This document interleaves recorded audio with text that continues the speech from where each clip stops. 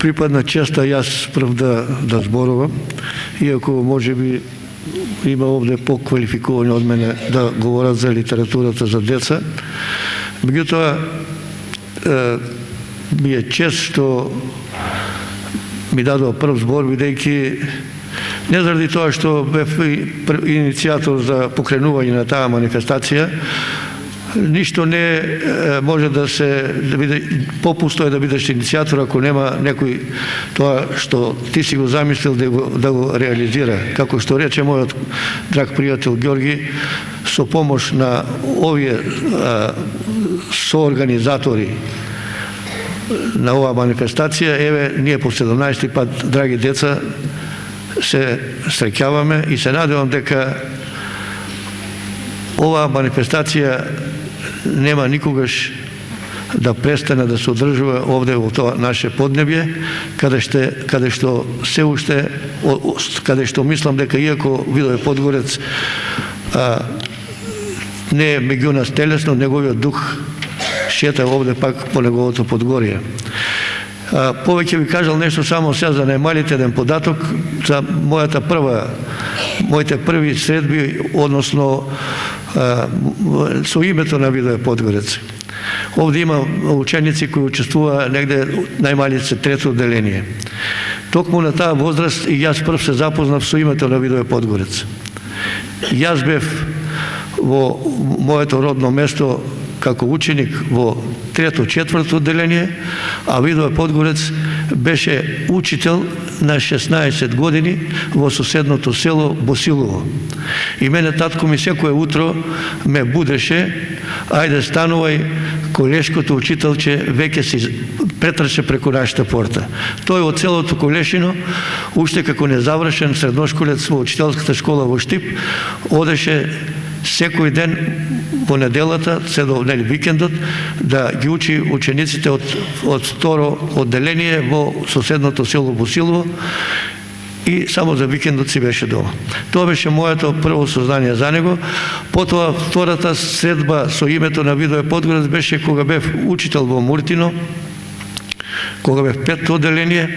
Тогаш го примав весникот Пионер, Титов Пионер, што излегува, тие беа првите списанија за деца, што излегува од 3 јануари 45 година, и тогаш во еден Титов Пионер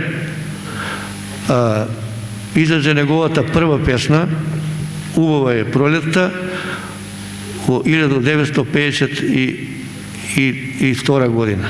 Таа песна објавена, меѓутоа таа излезе уште еднаш негде 54 година, јас тогаш прв пат ја прочитав. И мојот учител тогаш рече: тоа е мој колега, вика мој колега од учителска школа, сега си е учител во родното место. Тоа беше мојата втора средба со него. Меѓутоа третата средба ми беше ово живо што се вели, кога бев ученик во учителската школа во Штип, кога прв пат дојде на читање со неколку писатели за деца во нашата учителска школа. Но она што мене ме натера да тргнам по неговиот пат, се разбира, беше тоа што додека уште во учителска школа, читајќи ги неговите книги, "Прости ми Канаринке", првата книга Раскази, него објавена во тоа време, потоа "Развигорче", таа најпрва книга што му излезе там негде. За тоа ќе добиете повеќе податоци од Тања, бидејќи таа има направено библиографија за неговите дела. Меѓутоа сакам да ви кажам дека тој беше мој уредник малку подоцна во списанијата Наш свет. Кога почнав да студирам, се запознавме во Штип, и кога отидов да студирам во Скопје, бев студент на книжевност на филозофскиот факултет, работев малку во студентски збор, тој ме зема кај себе во детска радост, заедно со Симон Дракол го уредува Наш свет.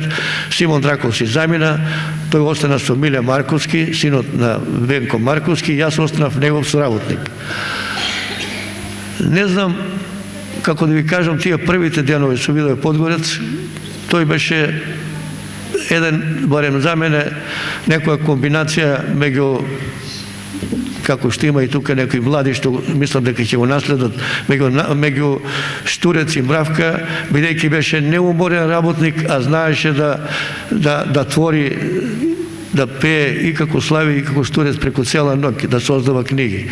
Бев негов помошник и соработник од, тие први денови како што почна во наш свет, па се додека тој се пензионира и се до неговата смрт останавме неразделни пријатели. Тој мене ме сметаше неофицијално, како што велеше, за негов помал брат, а јас него и ден денеска си го сметам како мој духовен татко.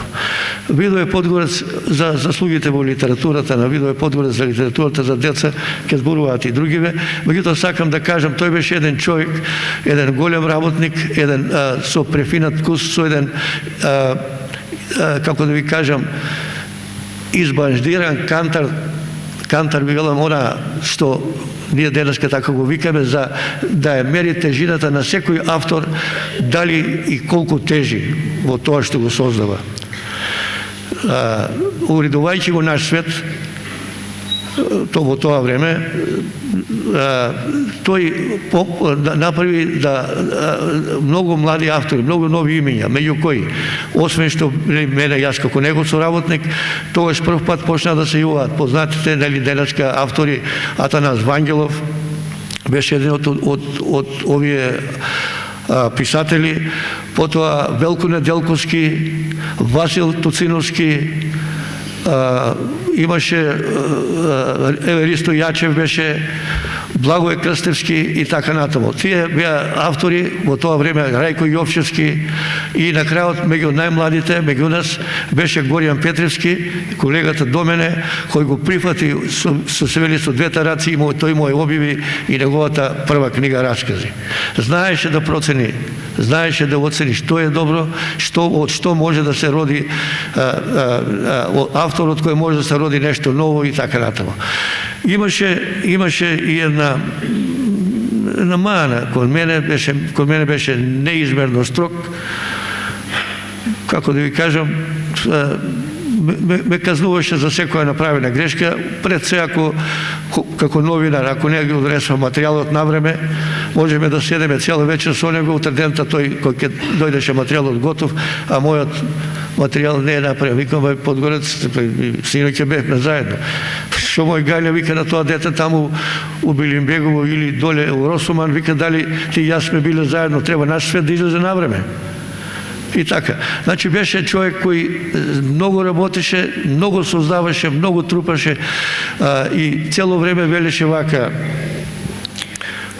иднината на литературата е во младите, во децата. Ние мораме да создадеме и како наставници, и како писатели, да создаваме нови генерации кои ќе сакат книгата.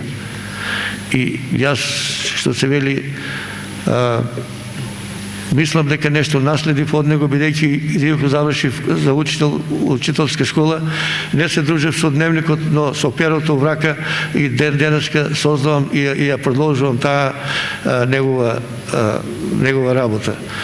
Видое Подгорец, деца, е име кое што навистина заслужува една ваква манифестација. Јас сум среќен што просветно дело, издавачката куќа Просветно дело, пред се, заради тоа што ја зеде редакцијата Детска радост, каде што Видое прв пат почна да работи како писател и како новинар. Ја зеде и ја продолжи таа негова работа. И благодарам од името на Подгорец, на сите оние што денеска се тука, што го продолжуваат неговото дело, и на сите оние млади што ќе останат после нас. Тој велеше дека: Кирчо, ние писателите сме должни да работиме, да пишуваме. По нас ќе дојдат и од тебе, од мене попаметни, и тие ќе знаат да го ценат оние ние што сме го работеле. Таква екипа сега имаме ние на таа манифестација. Овде се од оние присутни што се овде сите, и мислам дека че таа манифестација треба да живее. Ви благодарам на сите. Јас имам многу за Видое.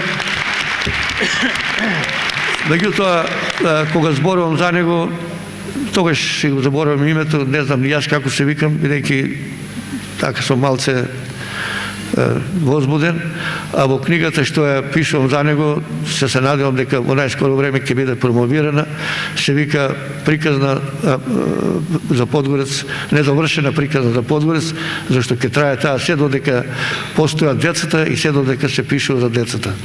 Ето така, тогаш ќе знам нешто во неа повеќе да научите од нејзе. Ви благодарам. Сега им давам збор на другите, бидејќи ми е тешко малку да зборам, извинете, зборнете ми така.